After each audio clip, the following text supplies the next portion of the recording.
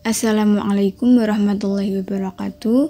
Kami dari kelompok 7 akan membahas terkait etika dan hukum pemberantasan tuberkulosis. Di sini kami akan membahas 4 poin. Yang pertama, etika dan hukum pemberantasan tuberkulosis. Yang kedua, program penanggulangan tuberkulosis. Yang ketiga, standar penanganan bagi pengidap tuberkulosis.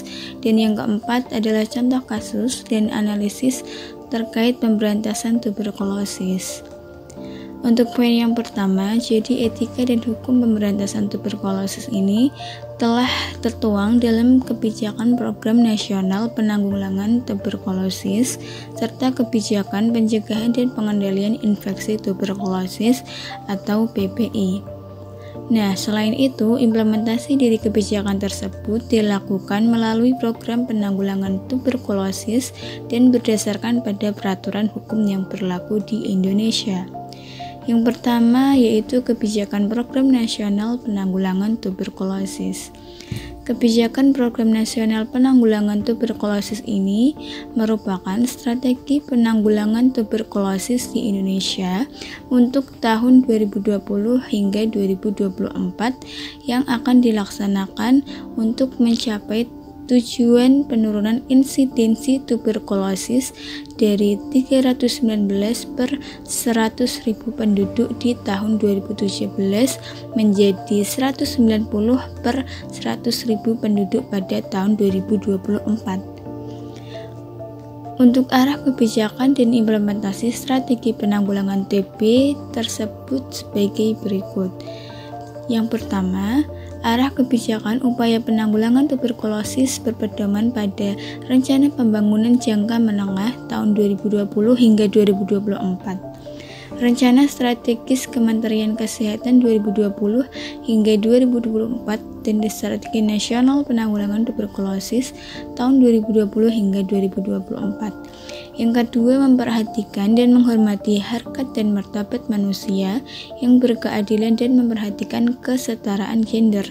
Yang ketiga, dilaksanakan sesuai dengan asas desentralisasi dalam kerangka otonomi daerah terutama di tingkat kabupaten kota sebagai titik berat manajemen program yang meliputi perencanaan, pelaksanaan, monitoring, dan evaluasi serta menjamin ketersediaan sumber daya seperti sumber daya dana, tenaga, sarana, dan prasarana. Yang keempat, penanggulangan tuberkulosis diselenggarakan melalui penggalangan kerjasama dan kemitraan antara sektor pemerintah, non-pemerintah, swasta, dan masyarakat. Yang kelima, penguatan kebijakan ditujukan untuk meningkatkan komitmen daerah dan sinergi lintas program dan lintas sektor. Yang keenam, penguatan penanggulangan tuberkulosis dan pengembangannya ditujukan bagi kemudahan akses untuk penemuan dan pengobatan serta peningkatan mutu layanan sehingga mampu memutus mata rantai penularan dan mencegah terjadinya resistensi obat. Yang ketujuh, kegiatan penemuan, pengobatan, dan pencegahan dalam rangka penanggulangan tuberkulosis wajib dilaksanakan oleh seluruh fasilitas kesehatan tingkat pertama, meliputi puskesmas, klinik, pengobatan, serta dokter praktek mandiri atau DPM, dan juga fasilitas kesehatan rujukan tingkat lanjut meliputi rumah sakit pemerintah dan swasta, rumah sakit paru, balai besar atau balai kesehatan paru masyarakat. Yang kedelapan, semua penyedia fasilitas layanan kesehatan wajib menerapkan strategi DOTS, yaitu pengawasan langsung terhadap konsumsi obat jangka pendek setiap hari oleh pengawas menelan obat atau PMO untuk menjamin kualitas layanan yang disediakan. Yang kesembilan, pemerintah menjamin tersedianya sarana diagnosis tuberkulosis dan obat anti tuberkulosis yang bermutu untuk penanggulangan tuberkulosis. Yang kedua, kebijakan pencegahan dan pengendalian infeksi TB atau PPI. Nah, yang pertama, kebijakan tingkat nasional itu dengan melakukan kegiatan pembentukan tim koordinasi teknis pelaksanaan kegiatan PPI, disertai dengan rencana kegiatan dengan anggaran yang sesuai.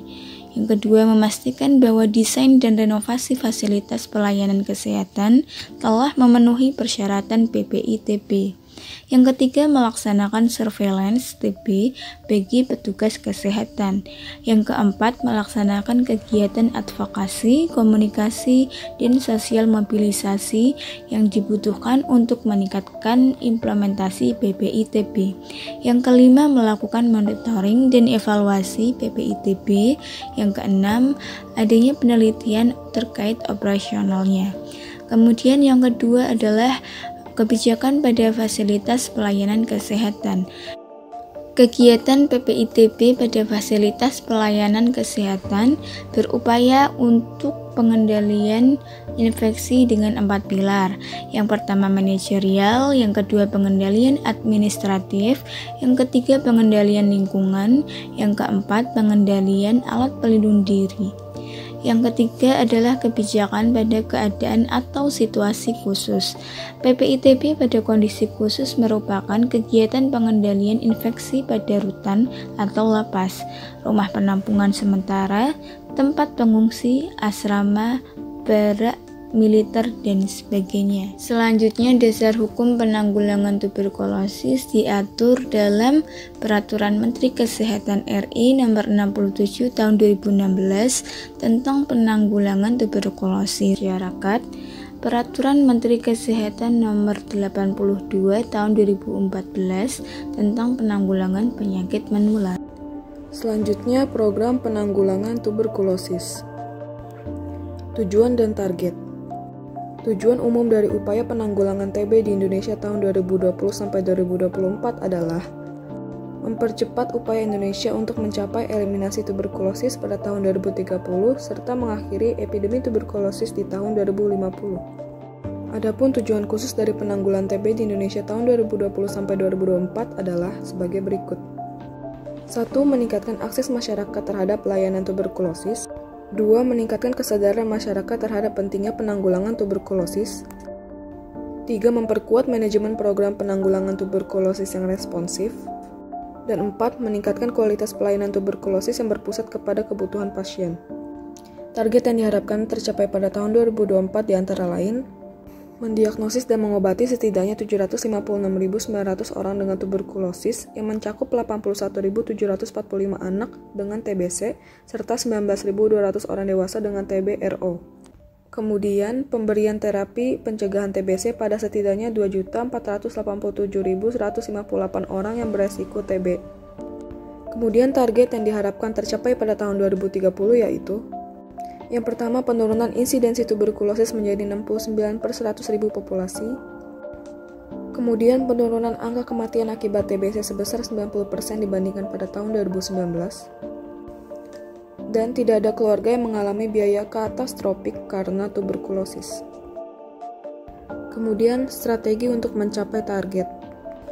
Kementerian Kesehatan RI telah menyusun peta jalan eliminasi tuberkulosis di Indonesia untuk tahun 2020 sampai 2030. Dalam dokumen tersebut terdapat 6 strategi nasional untuk mencapai target penurunan insidensi TB mendekati 65 kasus per 100.000 penduduk pada tahun 2030. Berikut adalah 6 strategi tersebut. 6 strategi ini terdiri atas 3 strategi fungsional dan 3 strategi pemungkin. Strategi fungsional adalah strategi yang bersifat teknis yang berfokus pada area intervensi yaitu penemuan kasus, pengobatan, dan pencegahan. Sedangkan strategi pemungkin adalah strategi yang berfokus pada faktor konstekstual yang dapat menjadi daya ungkit dari tercapainya strategi fungsional. Strategi fungsional terdiri dari strategi 2, 3, dan 5, sedangkan ketiga strategi lainnya merupakan strategi pemungkin. NTB Strategi. Keenam strategi nasional 2020 sampai 2024 sesuai dan dapat dihubungkan dengan 3 pilar NTB Strategi yang merupakan bagian dari Sustainable Development Goals dan satu tujuan yaitu untuk mengakhiri epidemi tuberkulosis di seluruh dunia. Pilar tersebut meliputi yaitu pilar 1 yang merupakan penanganan dan pencegahan tuberkulosis yang terintegrasi dan berpusat pada pasien. Pilar ini sesuai dengan strategi 2, 3, dan 6. Kemudian pilar 2 yaitu sistem pendukung serta kebijakan-kebijakan yang tegas. Pilar ini mengarah pada strategi 1, 5, dan 6. Dan pilar yang ketiga yaitu inovasi dan penelitian yang intensif. Pilar ini selaras dengan strategi 4. Standar penanganan tuberkulosis. Di Indonesia, standar penanganan tuberkulosis yang digunakan yaitu International Standards for Tuberculosis Care Free atau ISTJ-3, yang merupakan standar internasional yang digunakan untuk menangani pasien tuberkulosis di seluruh dunia dan melengkapi guideline program pengendalian tuberkulosis yang konsisten sesuai rekomendasi WHO. Standar tersebut meliputi beberapa hal, yaitu standar dibuat dan akan digunakan oleh semua profesi yang terkait dalam pengendalian tuberkulosis di semua tempat.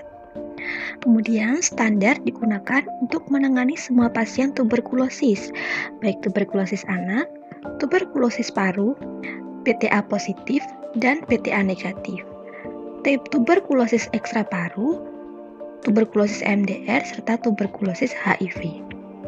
Setiap orang yang menangani tuberkulosis harus memahami fungsi kesehatan masyarakat dengan tingkat tanggung jawab yang tinggi terhadap masyarakat dan pasien, serta konsisten dengan pedoman internasional yang sudah ada. ISTJ-3 telah diadopsi dalam Pedoman Nasional Pelayanan Kedokteran Tata Laksana Tuberkulosis, yaitu pada Keputusan Menteri Kesehatan Nomor Hukum 01.017/Menkes/755/2019 tentang Pedoman Nasional Pelayanan Kedokteran Tata Laksana Tuberkulosis. Contoh kasus dan analisis penanggulangan tuberkulosis. Yang pertama, gambaran kasus yaitu kejadian TB paru anak di RSUD Sibuhuan. Kasus TB paru anak yang terjadi di Rumah Sakit Umum Daerah Sibuhuan, Kabupaten Padang Lawas, diteliti pada bulan Agustus tahun 2016 sampai dengan bulan April tahun 2017 oleh Putra Apriyadi Siregar beserta rekan-rekannya yang lain.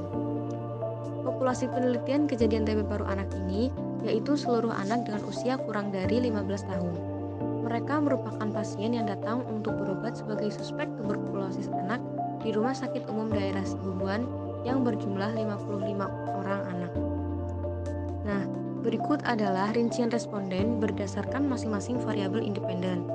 Yang pertama yaitu responden berjenis kelamin laki-laki memiliki jumlah yang lebih banyak, yaitu 33 orang atau 60%. Yang kedua, responden yang memiliki status gizi baik sebanyak 35 orang anak atau 63,60%. Kemudian yang ketiga, responden yang memiliki sosial ekonomi rendah berjumlah 32 orang atau 58,20%. Kemudian yang terakhir, responden yang tidak melakukan imunisasi BCG sebanyak 32 orang atau 58,20%.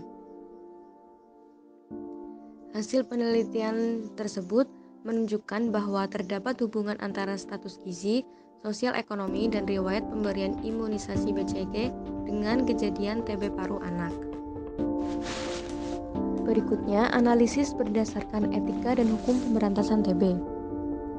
Seperti yang sudah dijelaskan sebelumnya, bahwa kebijakan Program Nasional Penanggulangan Tuberkulosis merupakan strategi penanggulangan tuberkulosis di Indonesia untuk tahun 2020 sampai dengan tahun 2024, yang mana dilaksanakan guna mencapai target penurunan insidensi tuberkulosis. Dasar hukum penanggulangan tuberkulosis yang belum tercapai yaitu yang pertama, hubungan status gizi dengan kejadian TB paru anak. Berdasarkan hukum penanggulangan tuberkulosis menurut Peraturan Pemerintah Nomor 46 Tahun 2014 tentang Sistem Informasi Kesehatan, kurangnya informasi tentang kesehatan dapat mengakibatkan status gizi buruk pada anak. Kurangnya pengetahuan orang tua akan kebutuhan gizi anak menjadikan orang tua memberikan asupan makan sembarangan kepada anaknya. Anak yang memiliki status gizi kurang akan berisiko terkena kejadian TB paru sebanyak 3,31 kali lebih besar dibanding dengan anak yang memiliki status gizi baik. Yang kedua yaitu hubungan antara sosial ekonomi responden dengan kejadian TB paru anak. Berdasarkan hasil penelitian, responden yang memiliki latar belakang sosial ekonomi rendah memiliki risiko terkena kejadian TB paru anak sebanyak 5,51 kali lebih banyak dibandingkan dengan anak yang berlatar belakang sosial ekonomi tinggi. Rendahnya ekonomi membuat tidak meratanya program pelayanan kesehatan kepada masyarakat dan cenderung terdapat diskriminatif.